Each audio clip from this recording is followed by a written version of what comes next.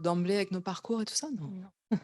Bonjour, Mathilde Delarue, actuellement coordinatrice académique pour le CASNAV, donc le Centre pour la scolarisation des élèves allophones, enfin des enfants allophones et des enfants issus de familles itinérantes et de voyageurs de l'Académie de Lyon.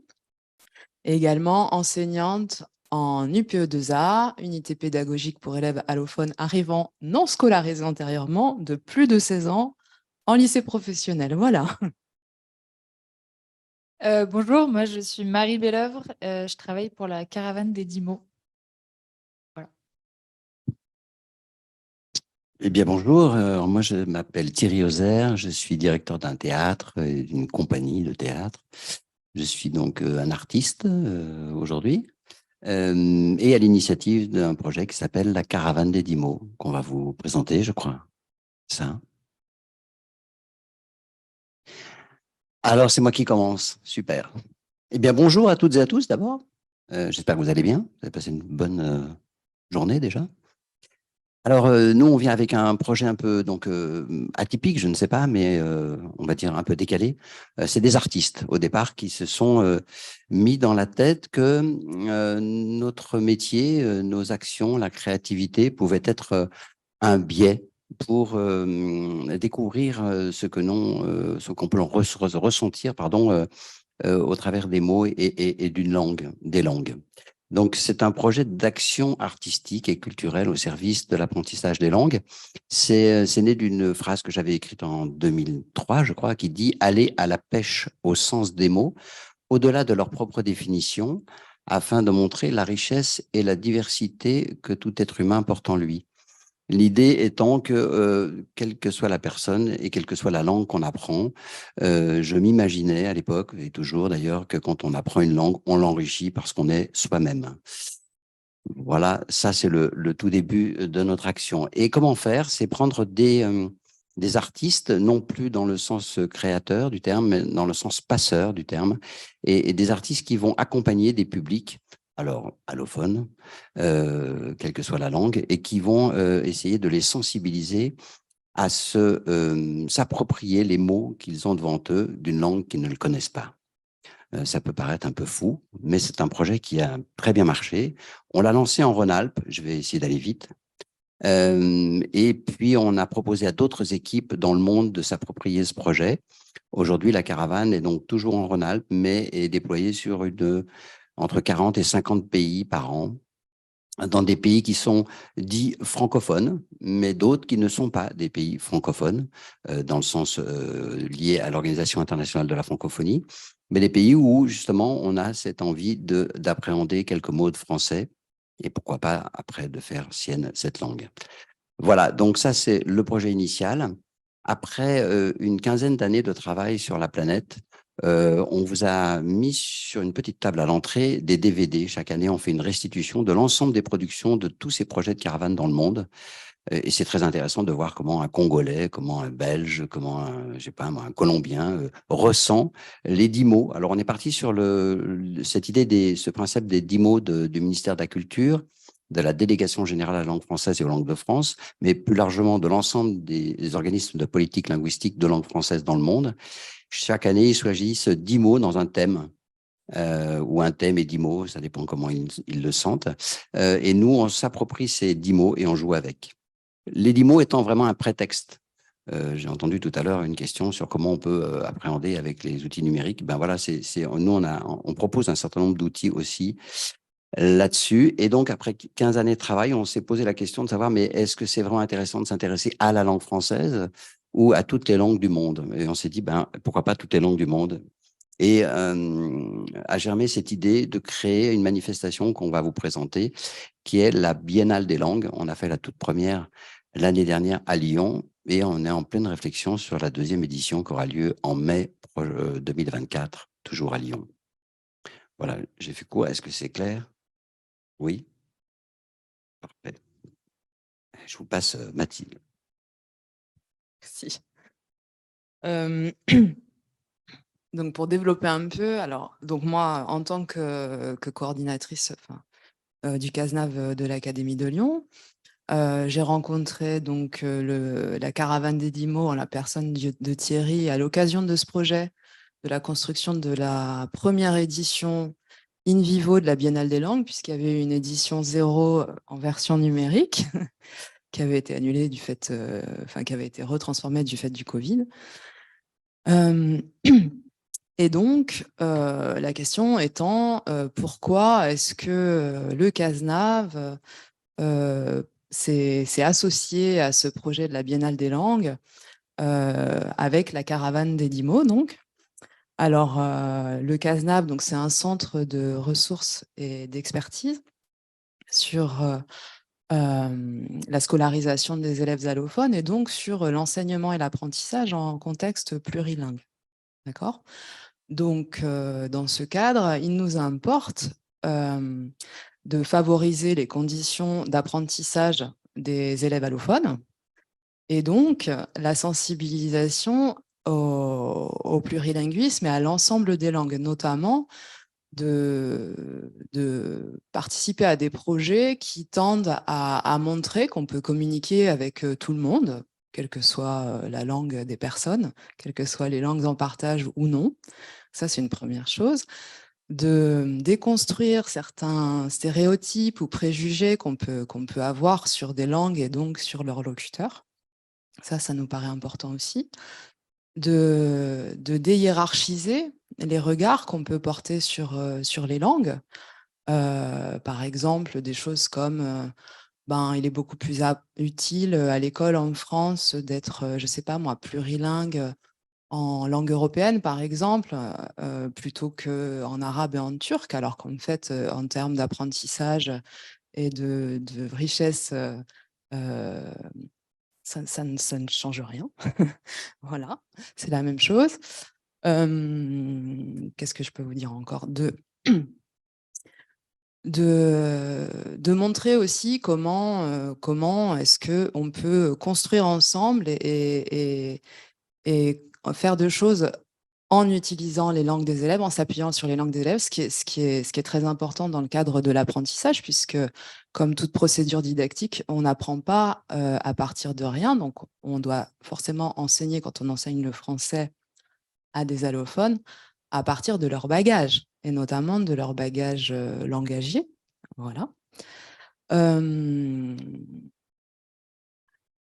Et donc, c'est pour ça pour nous, il est intéressant et pertinent d'aller participer à des projets comme à la Biennale des langues qui sensibilisent à toutes ces questions et qui permettent de mettre l'ensemble des langues au centre et de réfléchir à comment faire du commun, comment construire des projets, des projets artistiques ou des actions, comment collaborer en fait en plusieurs langues. Voilà.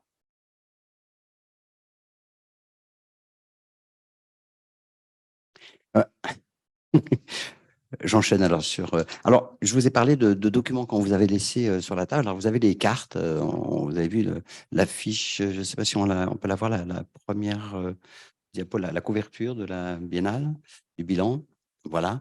Donc, on est parti sur 24 questions au début de cette aventure pour se dire comment postuler à une biennale des langues.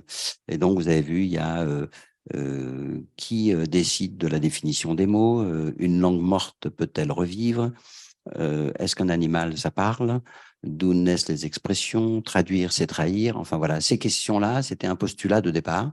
Et puis on s'est dit, bah voilà, on va avancer tous ensemble avec cela et essayer de montrer un peu le contexte de ce qu'on appelle les langues. Alors on a fait une carte, est-ce que tu peux juste la montrer ?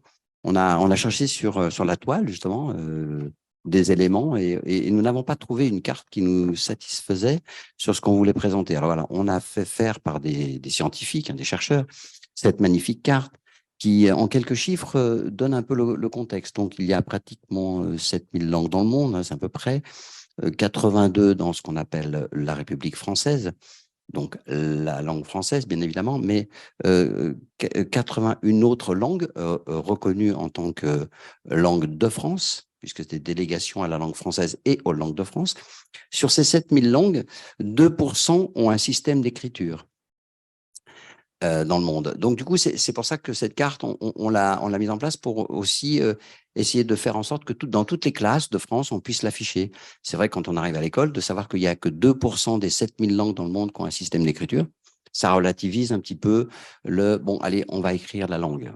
Voilà. L'oralité est quand même importante dans l'histoire des langues, hein, si on prend ça comme ça. 95% de la population mondiale parle 5% de ces 7000 langues. Mais 5% de la population mondiale parle 95% de ces 7000 langues. Cela aussi, c'est un chiffre qui, scientifiquement parlant, est juste et peut aussi poser question. Donc, en partant de cela, on a donc créé un village nomade dans la cour Berthelot de la ville de Lyon. Et nous avons essayé de faire un tour d'horizon à la fois de réponses à ces questions que nous nous étions posées, mais en même temps, qu'est-ce que voulait dire, par exemple, apprendre une langue? On entend souvent, mais est-ce que tu maîtrises la langue française? La question est, est-ce qu'on peut vraiment maîtriser une langue? Est-ce que ça a du sens de continuer à dire ça aujourd'hui? C'est quand même une question importante. Voilà, donc, et on a fait appel à un certain nombre de chercheurs, de scientifiques. Je rappelle que dans l'équipe de la caravane, donc, il y a Marie qui est à côté de moi, qui est donc chargée de projet, hein, elle mène des projets, des actions, comme on vous l'a dit tout à l'heure. Mais on a aussi Maude Serrus-Clanatal, qui est qui travaille d'ailleurs au CASNAV de Besançon et qui est chercheuse associée à la scène nationale de Montbéliard sur la didactique du langage. Mais on est entouré aussi du laboratoire de la dynamique du langage de Lyon et d'autres personnalités. Vraiment, on a un quorum hein, parce que comme je suis artiste, je le dis souvent, parce que quand je viens de faire ce genre de présentation, on se dit, mais comment un artiste peut s'impliquer dans ce que nous enseignants, nous, professeurs de FLE, etc. Cette idée-là, c'est de contourner un peu cette idée de l'apprentissage de la langue. C'est d'essayer de voir un peu qu'est-ce qui se passe derrière, comment l'individu s'approprie la langue, comment on raisonne dans notre société. Une association qui s'appelle Doudala estime qu'en France, il y a à peu près 640 ou 50 langues parlées au quotidien. La délégation, officiellement, en reconnaît sur le territoire français 82. Il y a un delta et on peut se poser la question d'où il sort ce delta. Est-ce que ces langues sont véritablement parlées? Oui. Et pourquoi ne nous les entendons pas? Si on ne les entend pas, ça veut dire que les personnes qui s'expriment ne sont pas entendues. Voilà, c'est un certain nombre de questions. Ces questions-là, dans la biennale, on a essayé d'y répondre.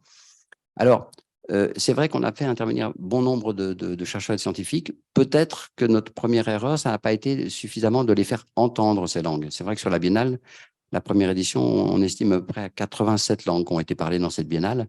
C'est trop peu. Donc, on veut aller beaucoup plus loin. Et on veut faire aussi comprendre d'où viennent ces langues. Mais pourquoi donc elles sont nées? Comment se fait-il que sur le continent africain, il y en ait pratiquement un tiers de la planète? Comment se fait-il qu'il y a bon nombre de nos concitoyens qui sont d'origine africaine? On n'entend pas ces langues. Voilà. Toutes ces questions sont là. Il y a beaucoup de structures qui sont venues présenter leur façon de voir les choses au travers de toutes ces langues. Et peut-être que Mathilde peut vous faire un petit état des lieux de notre réflexion actuelle sur la Biennale 2024, parce qu'on a fait donc un bilan qui est à disposition, qu'on peut même vous envoyer en numérique. Il fait 80 pages, je crois, donc du coup, il y a de quoi faire, avec tous les chiffres, toutes les réflexions qu'on a eues. Et c'est ce qui nous a amené à, avec un comité d'experts, imaginer cette deuxième mouture, deuxième édition de cette biennale, auquel on vous invite toutes et tous, évidemment, hein, mais 2024, notez-le dans l'agenda. Et venez participer, venez enrichir cette manifestation qui est unique en son genre hein, sur le territoire français. Et quand je parle, oui, c'est vrai qu'il faut que je le dise parce que c'est important pour moi, chaque fois que je vous parle de la France, je vous parle de la République, c'est-à-dire de ce que vous appelez la France, la métropole, c'est-à-dire l'Hexagone. Mais moi, quand je vous parle de la France, je vous parle de toute la France, c'est-à-dire la Nouvelle-Calédonie, Mayotte, la Réunion, la Guadeloupe, la Martinique, la Guyane, etc., etc. Ces territoires dont personne ne parle, hein, c'est sur les cartes, c'est des petits camemberts qu'on voit un peu à droite, à gauche, en bas et au milieu, ce qui n'est pas tout à fait la réalité du monde d'aujourd'hui, surtout quand on parle du numérique. C'est important aussi hein, de le prendre en compte, tout ça. Voilà, c'est bon? Il nous reste un peu de temps ou pas? Super.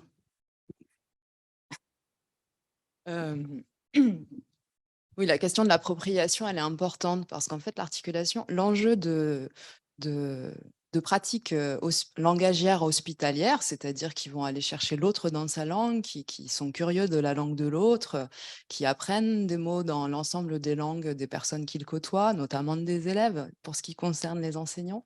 Elle est fondamentale parce qu'elle permet aux élèves de les mettre dans une disposition qui est favorable à l'appropriation de la langue cible, en l'occurrence le français. On ne peut pas s'approprier une langue si on ne prend pas plaisir à la manipuler, à la faire sienne, d'accord? Et c'est le premier enjeu, en fait, pour pouvoir apprendre une langue. Parce que si on est tout de suite licencié par des questions de maîtrise, de forme, et notamment en France où les variétés de la langue qu'on enseigne à l'école ne correspondent pas aux variétés qui sont parlées au quotidien. Donc, on peut assez vite, en tant qu'élève, se retrouver sanctionné sur la variété langagière qu'on va produire, qui va venir, par exemple, d'un apprentissage lié à une socialisation extérieure à l'école, en tant qu'élève allophone, qui ne va pas correspondre, alors qu'en fait, elle exprime bien l'idée qu'elle est censée exprimer, mais elle ne va pas correspondre à la forme valorisée attendue dans le cadre scolaire. Et cette question de la sanction de la forme empêche souvent la question de l'appropriation. Et c'est un problème parce qu'on est là aussi pour favoriser la disposition aux apprentissages des élèves et favoriser la disposition à l'apprentissage de la langue des élèves, c'est aussi leur permettre de s'approprier le français et donc de faire en sorte qu'ils puissent jouer avec la langue, y retrouver sa fonction ludique et se faire plaisir aussi dans la langue cible. Donc ça nous paraît à nous fondamental et c'est très exactement ici que s'articule en fait notre collaboration avec la Caravane des 10 mots. C'est dans cette question de pratique langagière hospitalière. D'accord? Le langage, c'est une pratique sociale avant tout. Et donc, c'est pour ça que ça nous paraît pertinent, en fait, de penser également avec la Caravane des 10 mots, cette biennale des langues. Donc, peut-être avant, puisqu'il nous reste, on a jusqu'à quelle heure, en fait, pour développer? Oui, donc on a encore un quart d'heure. Donc, on peut peut-être présenter quand même à quoi a ressemblé la première édition, avant de vous dire quelle direction va prendre la deuxième en 2024. Est-ce que Marie, tu te sens de faire ça Oui, alors moi, je n'étais pas présente pour l'édition 2022 de la Biennale, mais je pense que Thierry pourra compléter.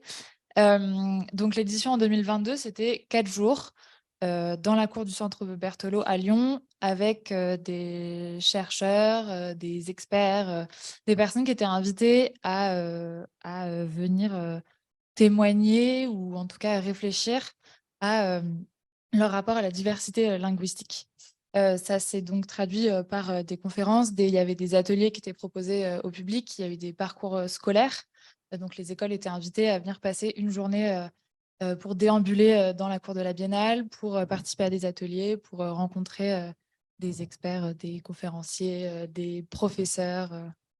Et de l'expression, puisqu'il y avait aussi un pavillon expression. Alors, juste pour vous recadrer, c'est dans cette cour, on a fait comme un village, ça s'appelait un village.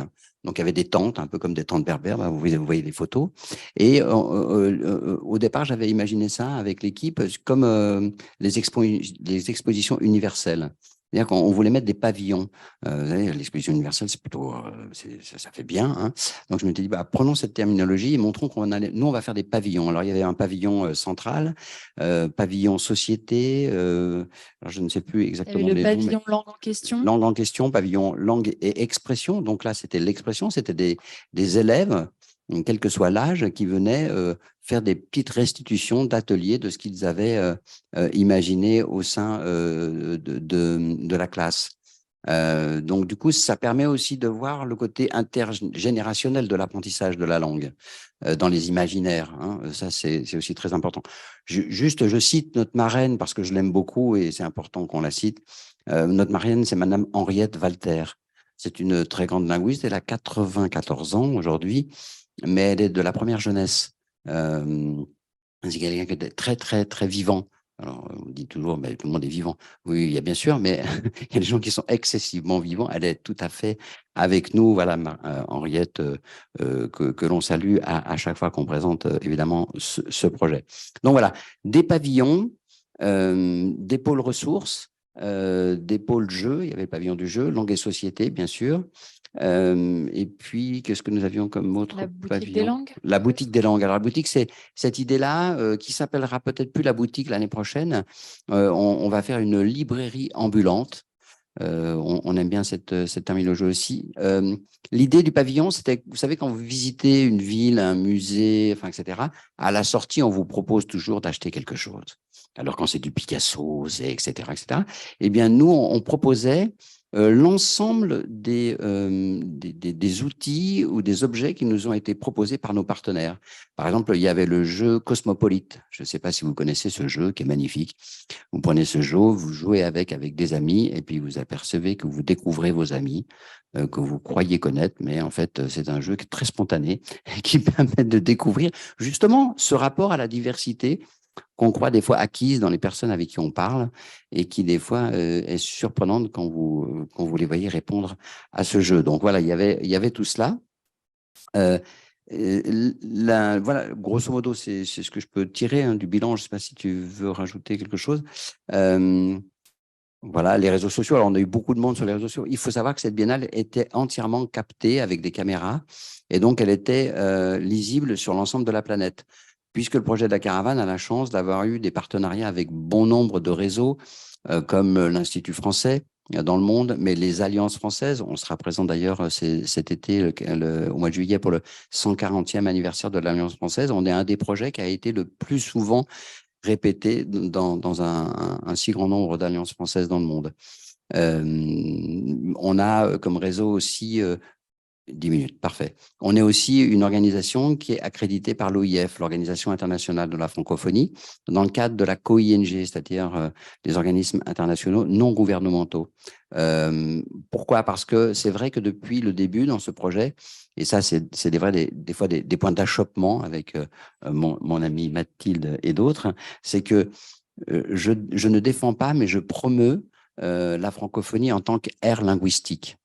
Alors, évidemment, au départ, je ne m'attendais pas à ce que la francophonie nous reconnaisse et nous accrédite, mais puisqu'en fait, on véhicule des idées qui sont bien éloignées d'une certaine façon de l'OIF, c'est-à-dire qu'on promeut une aire linguistique comme il y a l'hispanophonie, la lusophonie, l'arabophonie, etc., c'est-à-dire une langue parlée par un certain nombre de citoyens du monde qui font donc une aire linguistique, c'est-à-dire une francophonie de la société civile, de locuteurs de langue française, plurielle. Alors souvent maintenant, parce qu'on ne sait plus trop comment se positionner, les gens parlent des Français dans le monde. Bon, il y a une langue française qui est diverse, qui est partagée par plein de monde. D'ailleurs, ça a donné lieu, il n'y a pas longtemps, la naissance d'un DDF, un dictionnaire des francophones.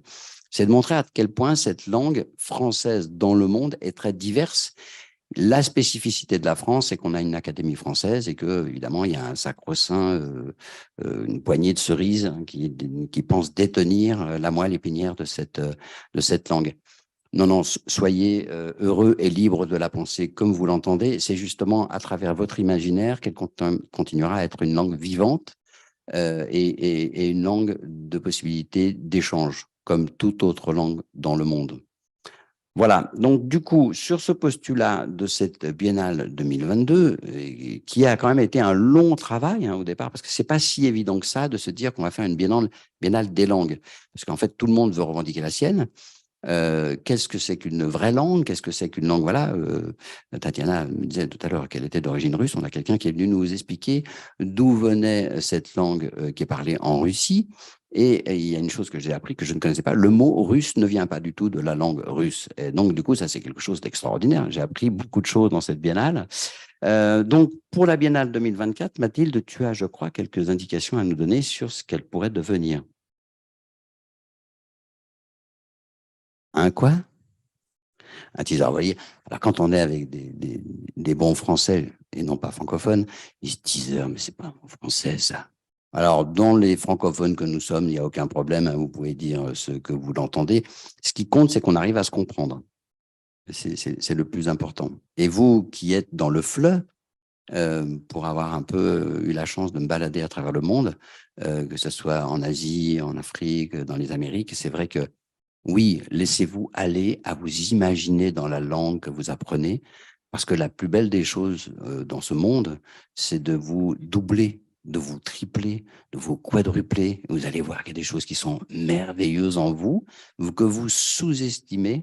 C'est quelque chose de dingue. Donc, laissez-vous aller à cela. Et puis après, l'histoire de la langue française, dans le sens de la façon dont vous allez nous la parler ou nous l'écrire, franchement, en tant qu'artiste, je m'en tape complètement. Voilà, Madame la professeure. Je ne rebondirai pas. Non, juste petite parenthèse pour dire que ce document qu'on vous passe à la va-vite et on zappe les pages, il est en ligne. Donc, c'est le bilan de la Biennale des langues 2022 que vous pouvez retrouver sur le site de la Caravane des 10 mots. Enfin, à partir du site de la Caravane des 10 mots, vous tomberez sur le site de la Biennale et retrouverez en ligne le bilan, n'est-ce pas? Vous aurez tout le bilan 2022 et tout bientôt des informations sur la Biennale 2024. Exactement. Donc, pour la Biennale 2024, on souhaite fortement développer la question participative, c'est-à-dire le fait d'aller vers et d'aller chercher les personnes qui sont sur le territoire, que ce soit des élèves, que ce soit des individus de tous horizons, et de développer avec eux des projets, notamment artistiques. Donc, il y aura plusieurs résidences, dont un certain nombre scolaires, 5, je crois. Il y aura 4 ou 5 résidences enfin, on aimerait avoir 5 résidences, c'est l'idéal, dont 3 ou 4 résidences en milieu scolaire. Voilà. Vous voyez ce que c'est? Une- Juste un exemple, par exemple, une des résidences va se situer entre Mayotte et Rhône-Alpes. C'est-à-dire, on va travailler avec un collège sur l'île de Mayotte, avec des élèves de 5e. On va prendre un collège en Auvergne-Rhône-Alpes, si vous en avez un, vous pouvez nous le donner. Et on va prendre donc des classes de 5e, même niveau sur les 2 territoires. Et on va essayer de leur faire comprendre quel rapport il peut y avoir entre eux à 7800 km de distance sur ce rapport à la langue. Vous voyez, puisque c'est 2 territoires de notre République, et ben, on a choisi cette résidence. Donc, il y a un artiste qui va aller faire des projets de podcast et on va faire entendre l'ambiance de la langue sur le territoire de Mayotte avec des collégiens. Et on va faire la même chose dans un collège de Rhône-Alpes et on va venir vous présenter ça dans le cadre de la Biennale. C'est un projet de résidence. Oui, voilà. L'idée, c'est de faire aussi intervenir des artistes en milieu scolaire, de faire, voilà, d'encourager le développement, la production de, La création commune. voilà, la création collective, on peut dire ça comme ça, et donc qui seront restitués donc pendant la semaine de la Biennale en 2024. On souhaiterait aussi mettre en avant les locuteurs, c'est-à-dire mettre les gens en position de prendre en main des activités. On pensait notamment à des micro-cours de langue de la part des participants. Pourquoi pas vous? Vous avez, je ne vais pas les répéter parce que ça fait un peu de redite, vous retrouverez ici en quelque sorte les 10 mots qui sont les leitmotivs de la prochaine biennale. Donc on a artistique, participative, féconde, ouverte, collective, citoyenne, généreuse, ludique et mobile. Et on souhaite que on va dire que la réflexion soit peut-être plus lisible, et ainsi on va problématiser en fait chaque journée autour d'une problématique qui nous paraît importante sur la question des pratiques langagières. Et autour de cette problématique vont donc se dérouler à la fois des tables rondes, mais aussi les fameuses résidences, des spectacles le soir, puisque l'idée c'est que ce soit aussi festif, que ça soit très inclusif et donc que ça permette à tout un chacun de s'y retrouver. Voilà. Bon, est-ce que tu veux donner des thèmes? Alors, par exemple, alors ce sont des projections, hein, pour l'instant, tout ça est un travail en chantier, n'est-ce pas?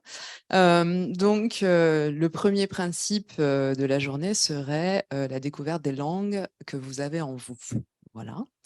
Une journée jeune public, le jeudi le principe serait les français dans tous ses états.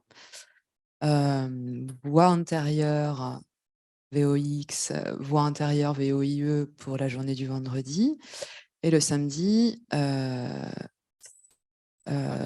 marché des langues, ouais, participer, politique linguistique, etc. Le marché des langues, c'est en même temps, c'est aussi de montrer qu'est-ce que les langues représentent à l'échelle de la planète. Marché des langues, dans le sens marché, il y a vraiment marché où vous pouvez venir faire votre marché des langues, mais en même temps comprendre aussi pourquoi le parler des langues aujourd'hui, c'est éminemment politique. C'est un artiste qui vous dit ça, hein, mais maintenant, je crois avoir compris, hein, qu'en fait, que à l'échelle de notre histoire, aujourd'hui, à l'époque du XXIe siècle, la langue n'a jamais été aussi politique qu'aujourd'hui. C'est-à-dire que la langue, c'est un pouvoir économique énorme. Et que si on se pose des questions sur nos cartes, combien de langues disparaissent-elles par an, combien de langues restera-t-il en 2050, etc. Bien évidemment qu'un certain nombre de langues disparaissent par une question de pression, de migration, de non-utilisation de ces langues. Et ça, c'est vraiment très, très important de s'en rendre compte. Donc, le samedi, ça sera vraiment le grand marché des langues. Et puis, on a rajouté un dimanche, qui n'existe pas dans le pré-programme parce que ça s'est annoncé il y a quelques jours. Et cette journée du dimanche, ça sera vraiment la journée tout public. C'est-à-dire tout le monde pourra venir s'exprimer sur ce qu'il pense des langues. Allez, donc là, vraiment, ça va être quelque chose. Parce qu'on nous a dit, effectivement, le dimanche, c'est le jour où tout le monde peut avoir un moment de repos. Alors, on s'est dit, ben, alors c'est le moment où on va convoquer tout le monde pour. Donc, on enlèvera tous les spécialistes. Et puis, on va laisser la part belle à tous ceux qui veulent s'exprimer sur les langues. Pour essayer de comprendre un peu notre quotidien et qu'est-ce qu'on fait tous ensemble par rapport à ce rapport aux langues et à l'imaginaire. La caravane, c'est aussi un certain nombre de formations à destination, bien sûr, de tout public, mais aussi des formateurs. Il y a 6 formations: penser et explorer les langues, discrimination et glottophobie, créer en contexte plurilingue, c'est-à-dire comment peut-on apprendre le français dans un contexte plurilingue. Il y a suis-je francophone, est-ce que vous savez si vous l'êtes ou pas. Les cartes à jouer, donc on reprend, c'est une formation sur l'ensemble des cartes qu'on vous propose et comment travailler avec les élèves avec. Et puis, important aussi pour nous dans la caravane, c'est les droits culturels. Les droits culturels dans le sens de la Déclaration des droits de Fribourg. Tout homo sapiens sur cette planète a le droit de s'exprimer de façon artistique et culturelle. Et ça remet un peu en question ce que je suis moi-même en tant qu'artiste professionnel, puisque c'est vrai que un certain nombre de personnes pensent que ce sont des créateurs. Avec ces droits culturels et la Déclaration des droits de Fribourg, on estime que tout le monde peut être dans l'acte de la création. Merci. Je vais pas vous relancer. Je vais voir d'abord s'il y a des questions. Je pense qu'il doit y avoir... Ah, pas de questions. Voilà. Donc, le temps que les personnes à distance réfléchissent, est-ce qu'il y a des questions dans la salle?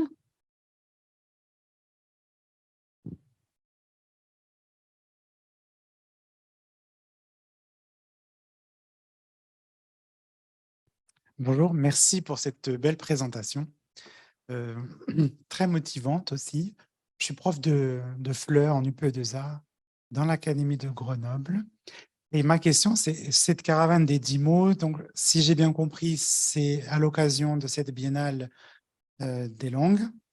Est-ce que le format prévoit des interventions dans des écoles, des collèges durant l'année, des travaux? Est-ce que c'est qu'avec l'Académie de Lyon? Est-ce que vous pouvez venir aussi dans l'Académie de Grenoble? Oui, alors justement, sur la table là-bas, vous avez aussi la petite plaquette que vous montre Thierry de toutes les activités de la caravane. On est passé un petit peu rapidement. La caravane des 10 mots, c'est donc cette biennale des langues. C'est aussi donc des ateliers et ces formations dont vous a parlé Thierry qui sont faites toute l'année dans des écoles, mais pas que aussi. C'est auprès de tout public, centre d'hébergement, MJC, mission locale, centres sociaux. C'est vraiment très large. On a des formations qui sont donc spécifiques pour grand public. On a des formations spécifiques professionnelles, donc socio-éducatives, qui s'intéressent à la diversité des langues. C'est ça que j'ai répondu. Et on peut se déplacer à Grenoble, évidemment, sur toute la région Auvergne-Rhône-Alpes.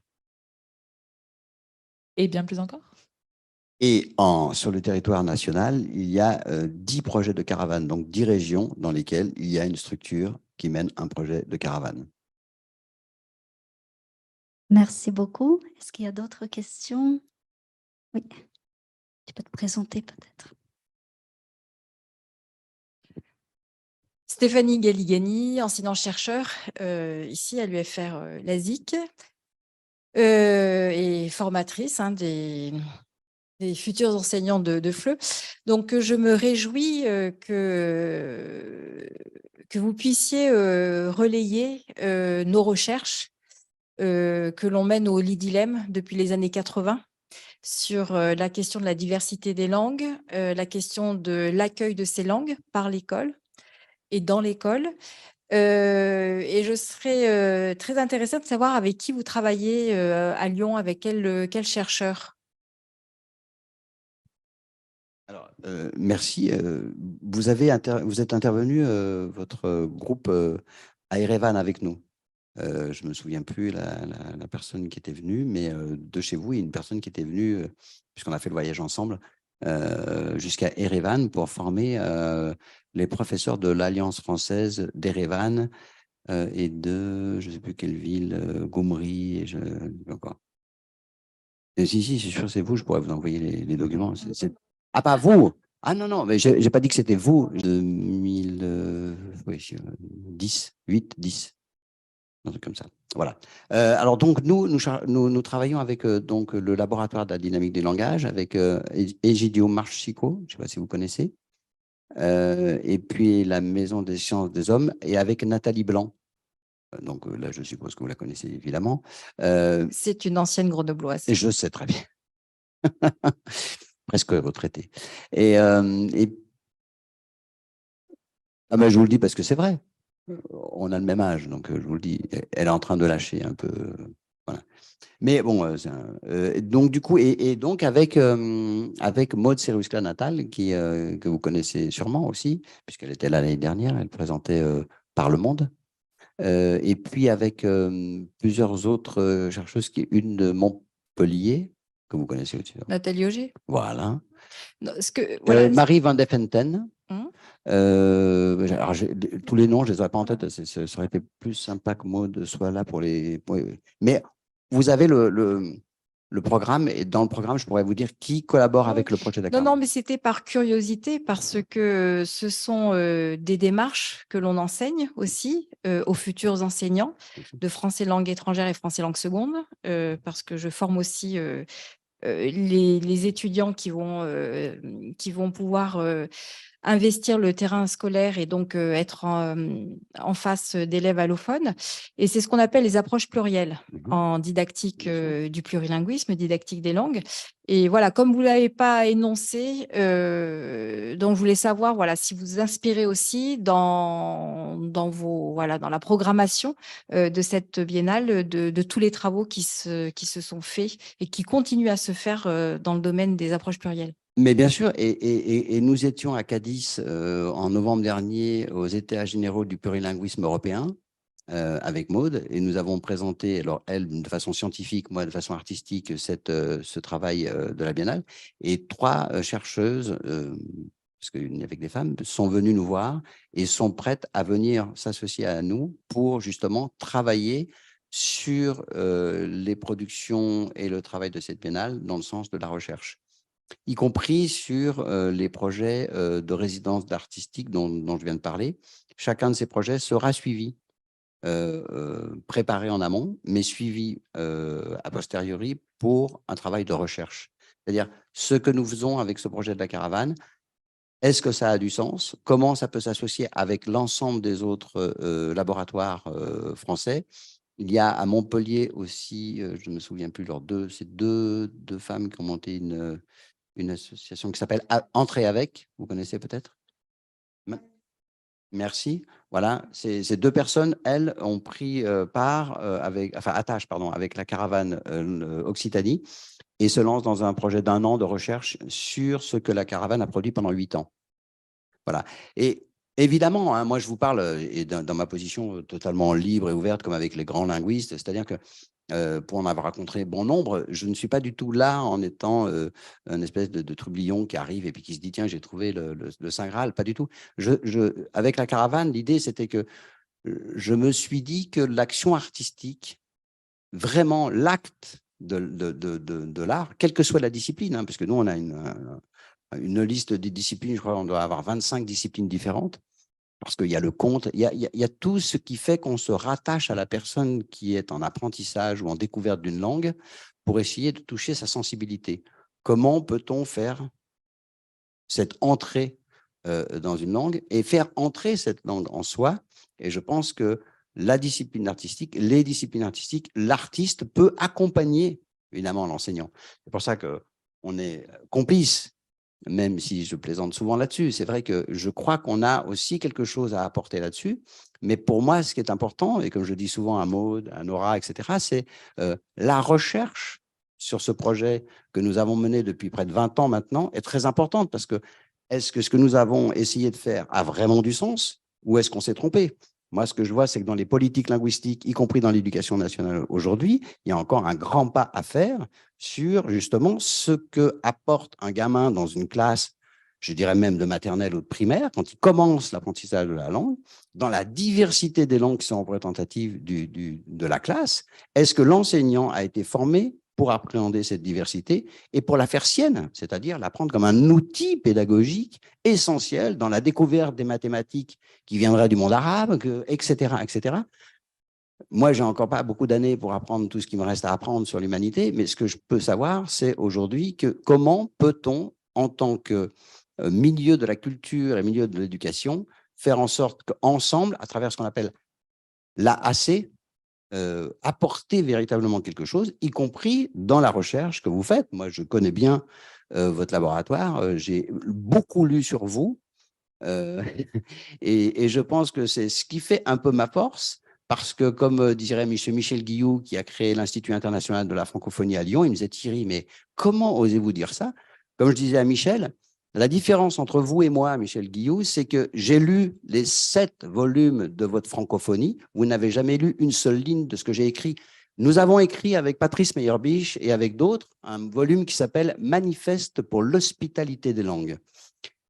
Lisez-le, il y a Boilem Sansal dedans, il y a Patrice Meyerbisch, il y a Katharina Stenou, qui était responsable des politiques linguistiques de l'UNESCO.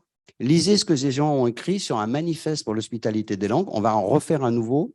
L'idée, c'est d'essayer de voir comment des gens qui sont des spécialistes des langues dans le monde, de ce travail de recherche qu'ils ont fait, des écrivains, parce que je pense que c'est aussi important que les écrivains soient présents. Nous, on est associé à beaucoup d'écrivains. C'est important que ces écrivains soient là aussi pour l'apprentissage de cette pluralité du français. Encore, je vois dans l'éducation nationale, par exemple, où est-ce que les écrivains francophones sont présents? Très peu. Et moi, je pense que c'est essentiel dans l'ouverture de cette langue dont je parle, et des langues en général. Donc voilà, oui, nous, on est tout à fait ouverts. Venez l'année prochaine à la Biennale. Avec grand plaisir. Ben voilà. Surtout là, votre première journée, là, comment les langues nous constituent, c'est tout ce qui est tous les travaux qui portent sur les biographies langagières. Voilà, et ça, c'est mon domaine de recherche. Vous êtes invité déjà écoutez. et si vous êtes même prête à collaborer avec nous, vous venez dans notre comité et vous nous aidez à construire cette journée. Avec grand plaisir. Je ne peux pas vous dire mieux.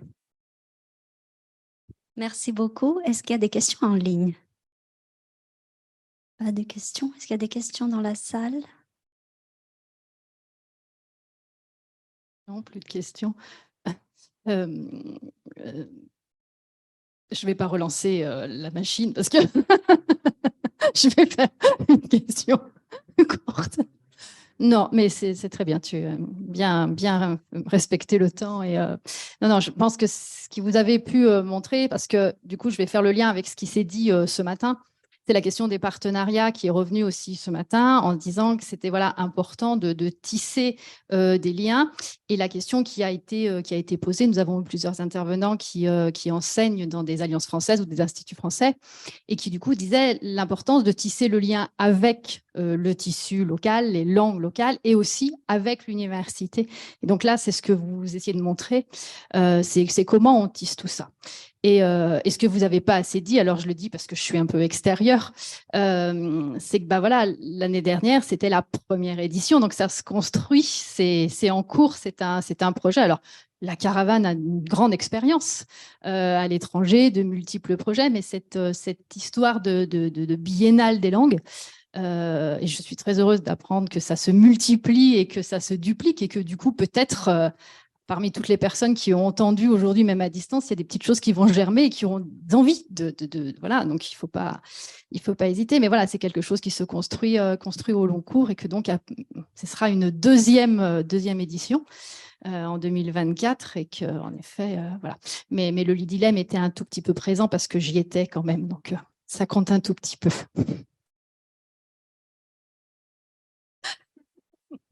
Merci beaucoup pour votre présentation. On va faire une petite pause de 10-15 minutes avant la dernière intervention de cette journée, sous forme de table ronde avec nos anciens étudiants du Master FLE.